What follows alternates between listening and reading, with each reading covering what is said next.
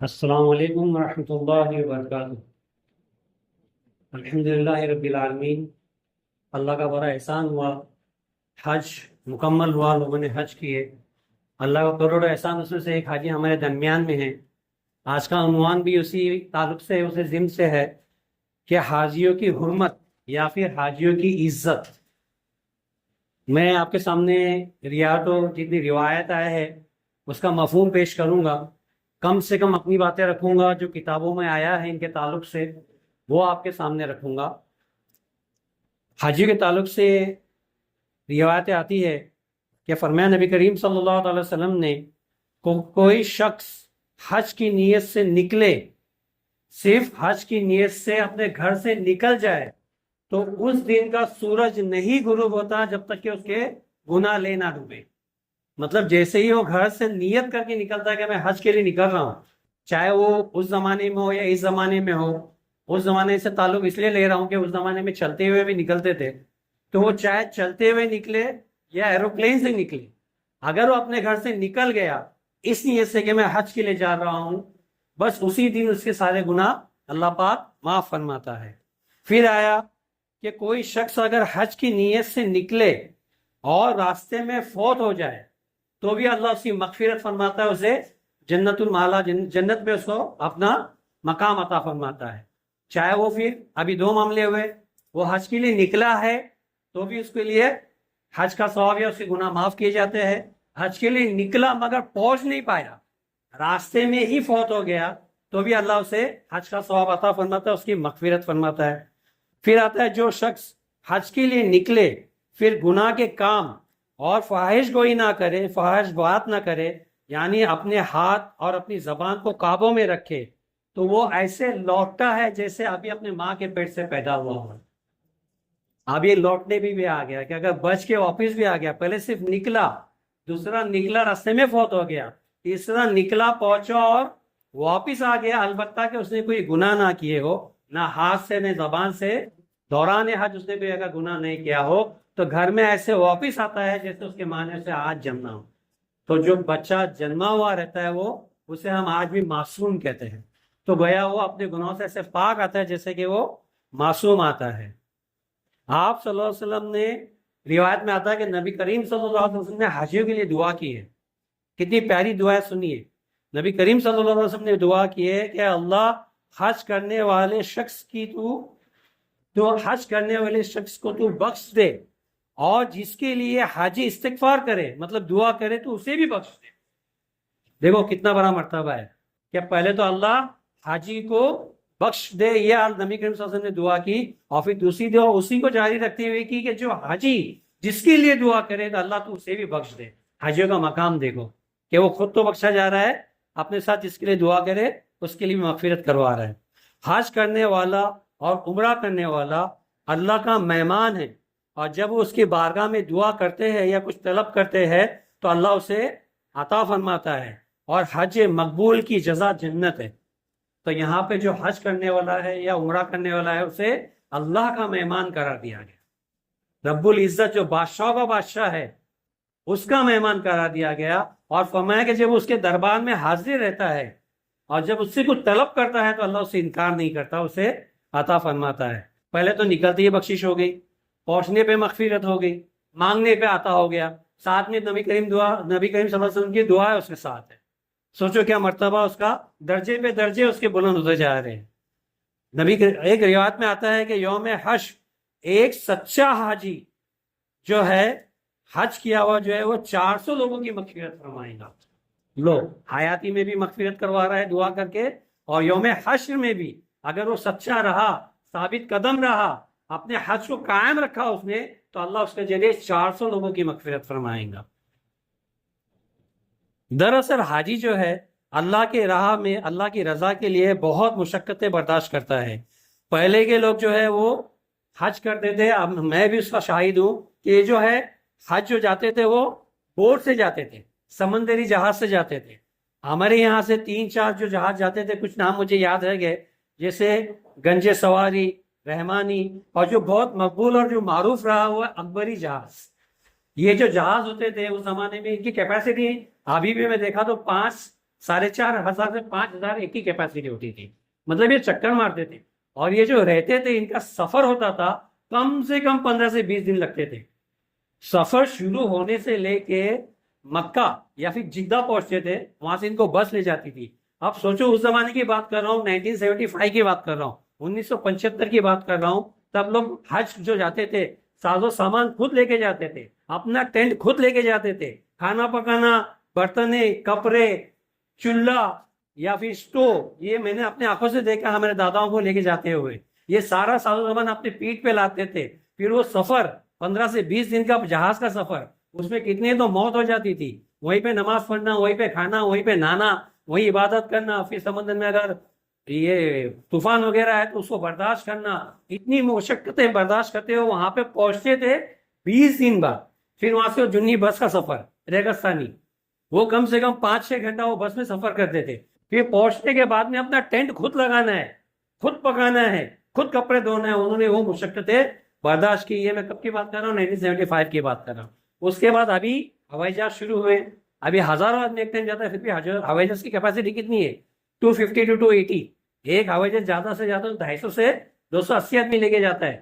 مگر اس زمانے میں جو ٹوٹل حاجی کا انڈیا سے جایا کرتا تھا وہ 20 سے 35 ہزار آدمی جایا کرتا تھا. اور آج کیپیسٹی کتنی ہے, 2.25 لاکھ. آج 2.25 لاکھ کی کیپیسٹی ہو گئی ہے. پھر بھی وہ مشقتیں کم نہیں ہوئی. آج جو حج کر کے آئے ان کو پوچھو کہ حج کیسا ہے, سفر کیسا ہے. آج کا سفر بھی مشقت بھرا ہوا ہے.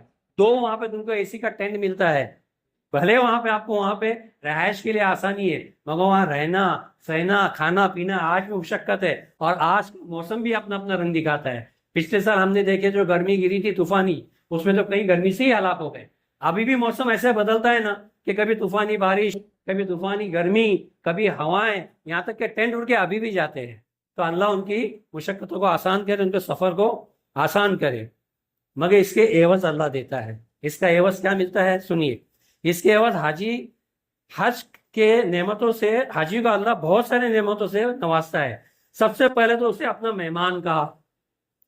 اللہ کا مہمان ہونا کتنی بڑی بات ہے. ٹھیک ہے, کوئی آج پی ایم کا یا سی ایم کا اپنے دور خلافت کے اگر کوئی خالی اپنے وزیر اعلیٰ کا مہمان بنے اور ایک دن اس کے محل میں جا کے ہے تو اس کی واہواہی ختم نہیں ہوتی. یہ اللہ کا مہمان بنتا ہے. پھر وہاں پہ مقدس جگہوں پہ جیسا مینا, مزدلفہ, عرفہ پہ رہتا ہے, مقام کرتا ہے, وہاں پہ نمازیں ادا کرتا ہے, وہاں دعائیں پڑھتا ہے. یہ مقدس جگہ اپنے اپنے ایک مقام رکھتی ہے دین اسلام میں. پھر بیت اللہ کا زیارت کرتا ہے, بیت اللہ کا طواف کرتا ہے.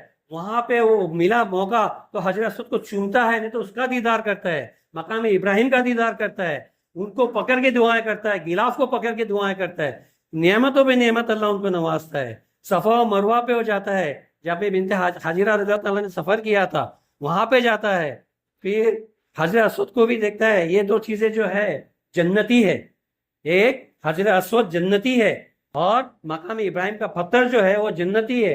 تو دو جنت کے گارنٹی چیزوں کو دیدار کر کے آتا ہے, کہ جنت کی چیزوں کو دنیا میں ہی دیدار کر کے آتا ہے, اور موقع ملا تو اسے چومتا بھی ہے یا پھر اسے ہاتھ لگا کے آتا ہے. پھر اسلام کے سارے فریضے کو ادا کر لیتا ہے. اسلام کے 5 فریضے ہیں, کلمہ ہے, نماز ہے, روزہ ہے, زکوٰۃ ہے اور حج ہے.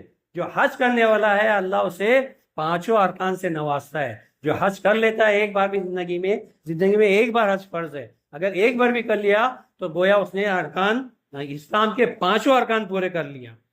ساتھ ہی ساتھ اپنی ساری گناہوں کو پاک کر کے آتا ہے. نبی کریم صلی اللہ علیہ وسلم کے جائے مقام پہ جاتا ہے, جہاں آپ کی پیدائش ہوئی وہاں پہ بھی جاتے جانے والے, یہاں تک کہ وہ نہیں وہاں تو مدینہ جاتا ہے, وہاں پہ وہ اپنے دعائیں قبول کرنے پہنچتا ہے.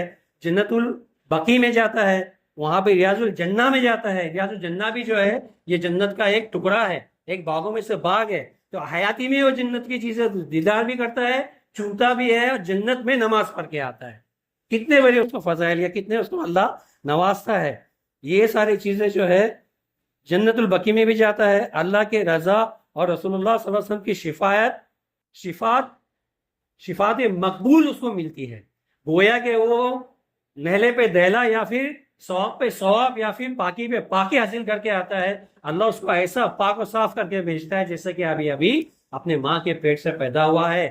اتنا اللہ اس کو نوازتا ہے. یہ چھوٹی سی مشقتیں کرنے کے لیے۔ اب بات یہ آتی ہے کہ آج کل جو ہے ہم لوگ حاجیوں کی عزت نہیں کرتے۔ آپ دیکھتے ہوں گے بہت کم ہوتا ہے کہ ہم حاجیوں کی عزت کرتے ہیں۔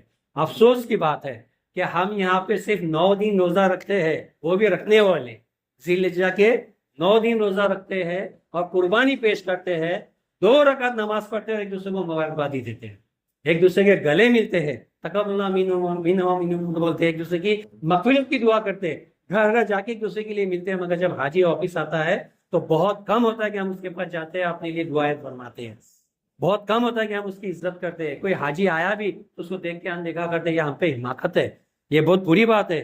ان کی عزت کرنی چاہیے کیونکہ انہوں نے اللہ اور اس کے رسول کو راضی کر کے آیا ہے۔ اور نبی کریم صلی اللہ علیہ وسلم کی میں آپ کو ایک حدیث بتاؤں کہ نبی کریم صلی اللہ علیہ وسلم نے فرمایا کہ جب حاجی لوٹے تو اس سے اپنی مغفرت کی دعائیں کیا کرو۔ نبی کریم صلی اللہ علیہ وسلم کا یہ قول ہے۔ عمر فاروق رضی اللہ تعالیٰ عنہ فرماتے ہیں کہ حاجی جس دن قربانی کرتا ہے، حاجی جس دن قربانی کرتا ہے اس دن سے لے کے 100 دن تک اللہ اس کی کوئی دعائیں مغفرت، کوئی دعا ناکارتا نہیں ہے۔ آپ 100 دن بولے تو کتنے ہوئے؟